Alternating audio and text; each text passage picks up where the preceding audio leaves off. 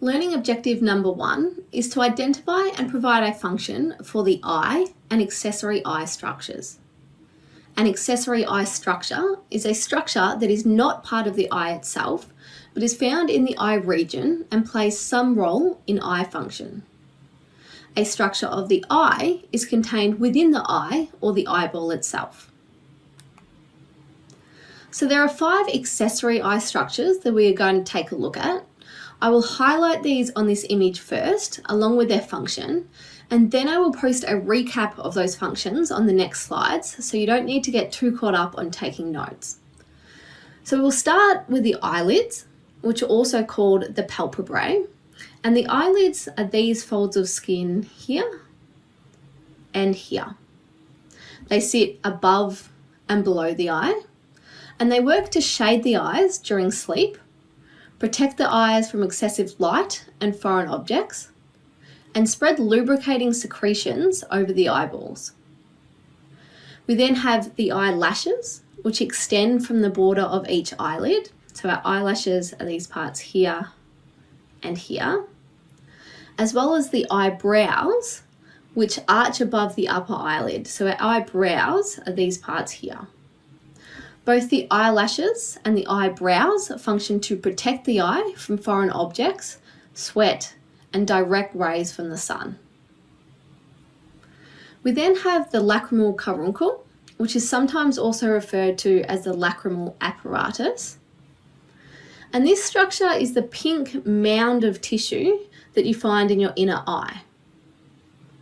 This tissue contains sebaceous or oil glands and sweat glands. And when you wake up in the morning with sleep in your eyes, this is where that sleep comes from. The function of this tissue is to cover and protect the tear ducts or the lacrimal glands, which sit just underneath this pink tissue. Lastly, we have the conjunctiva, which is a thin protective mucous membrane which lines the inner aspect of the eyelids and passes from the eyelids onto the surface of the eye, where it covers the sclera or the whites of the eye. So taking a bit of a closer look at the conjunctiva, and the conjunctiva is this brown part here. So we have the palpebrae conjunctiva, which is the portion that lines the inner eyelids. And then we have the bulbar conjunctiva, which folds over onto the sclera. And we have this on both our upper and the lower segments of our eye.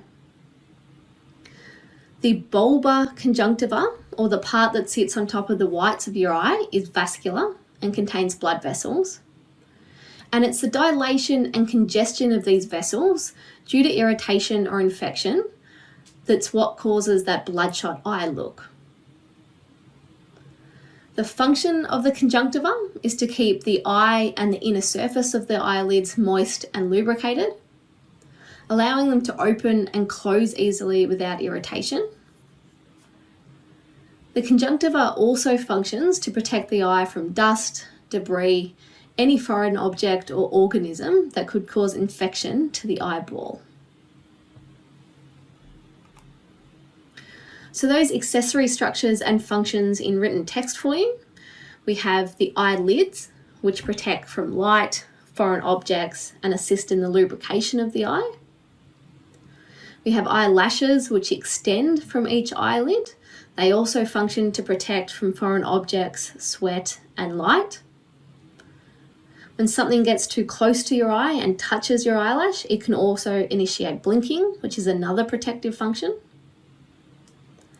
We have our eyebrows that arch above our eyes and again protect from foreign objects, sweat, and light. The lacrimal carbuncle, which is that pink mound of tissue in the inner eye, protects that underlying lacrimal tissue or our tear glands. And then we have the conjunctiva, which ensures lubrication of the eye and the inner eyelid. Now moving on to the structures of the eye itself, or those contained within the eyeball, and looking at this image here, we have the anterior surface of the eye, which is the part that would face out to the external environment and let in light. And then the posterior side of the eye is this part down here, which would be encased in the eye socket. Now, when we look at the anatomy of the eye itself, we look at it as being 3 layers of the eyeball and then everything internal to that. So if we take a look here, you can see nice and clearly those 3 layers of the eye. The rest of the structures are then internal to those 3 layers. So the outer or most superficial layer is called the fibrous tunic.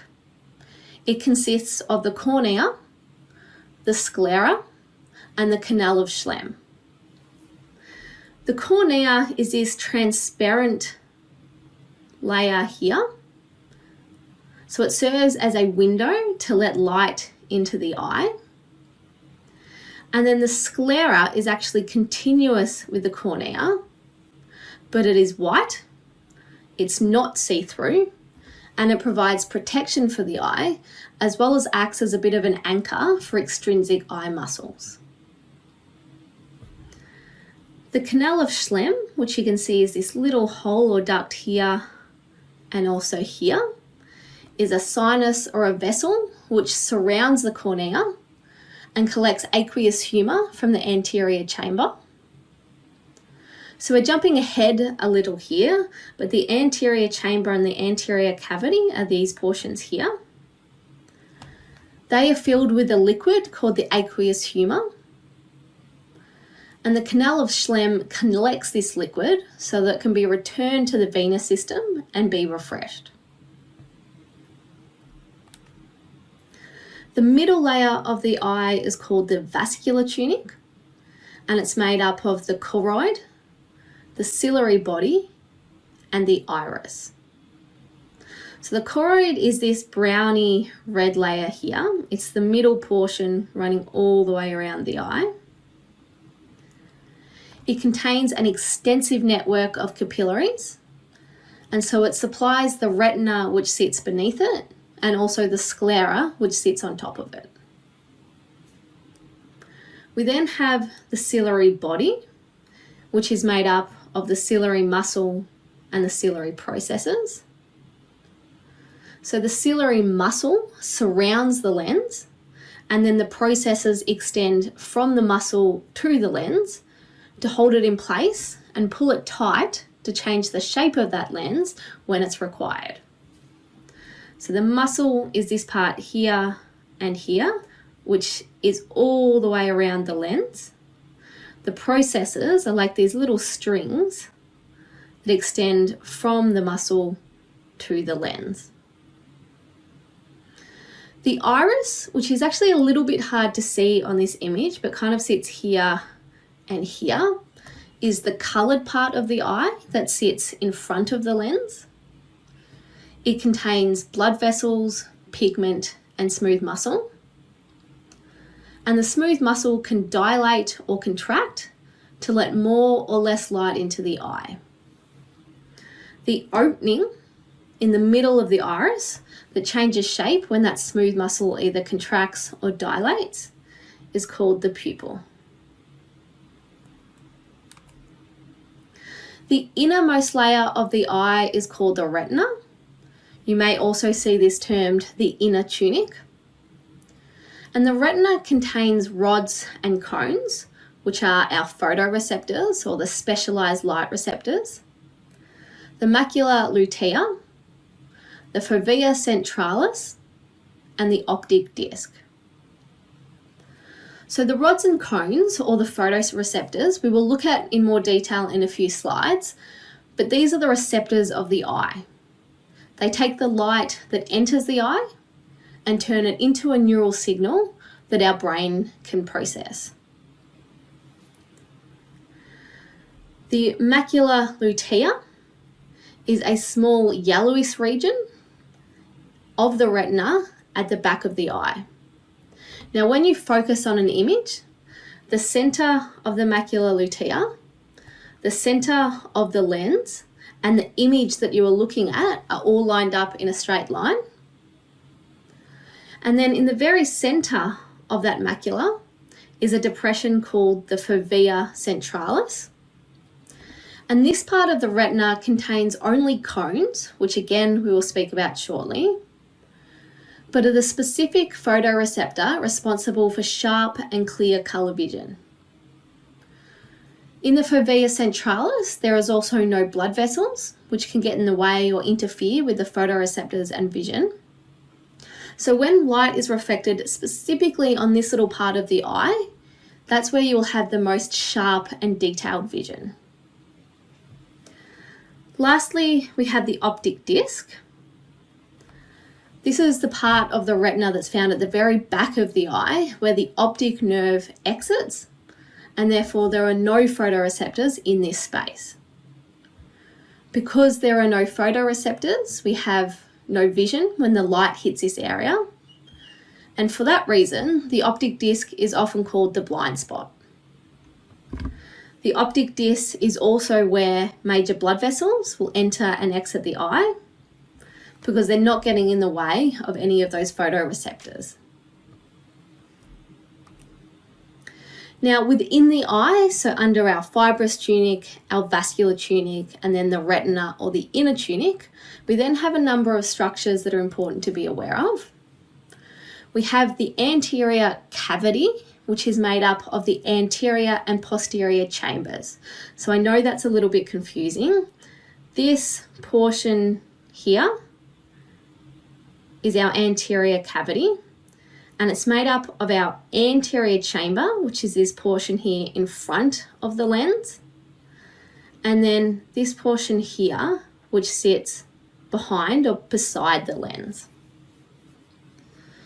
The anterior cavity is filled with aqueous humor, which is a clear liquid that provides nourishment to the interior eye structures and also helps keep the eyeball inflated. We then have the posterior cavity, which can also be known as the vitreous chamber or the vitreous body. And it's this entire back portion of the eye. So if this is our anterior cavity, everything behind that is our vitreous chamber or our posterior cavity. The posterior cavity is filled with vitreous humor, which is also a clear fluid, but it's thicker and more jelly-like than the aqueous humor. And its function is to maintain the round shape of the eye and actually hold the retina in place. The last internal structure that I want you to be aware of, and one that you might know a little bit about already, is the lens. So the lens is this part of the eye here, and the function of the lens is to transmit light and focus it on the retina. So a written recap of those eye structures, and we have the cornea, which is the clear front portion of the eye, which provides a window of light to enter the eye. We have the sclera, which is continuous with the cornea. It's the whites of your eye and provides protection and acts as an anchor for our extrinsic eye muscles. The canal of Schlemm were those little holes or sinuses that I pointed out.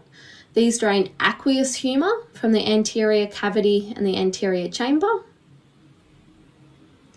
The choroid is that middle layer, so that browny reddy layer. It contains an extensive capillary network which supplies both the retina underneath it and the sclera above it. The ciliary body includes the ciliary muscle and then the processes or the little fingers which hold the lens in place. And we have the iris, which is the coloured part of your eye and contains blood vessels, pigment, and smooth muscle, which can adjust the diameter of your pupil. On our inner layer, we have the macula lutea, which is that yellow spot in the center of the retina that allows for high visual acuity or really sharp, detailed vision. The fovea centralis is a little depression in the very middle of the macula lutea. This is where we only have cones as our photoreceptors, so it allows for the highest visual acuity. Our optic disc also sits at the back of the eye and is where the optic nerve leaves the eye so it's sometimes also known as our blind spot. We have the anterior cavity, which contains the aqueous humor, which nourishes the eye structures. The posterior cavity, which is the back of the eye and contains the vitreous humor, which maintains the shape of the eye and holds the retina in place. And then we have the lens, which is at the front, and it focuses the light that passes through it onto the retina.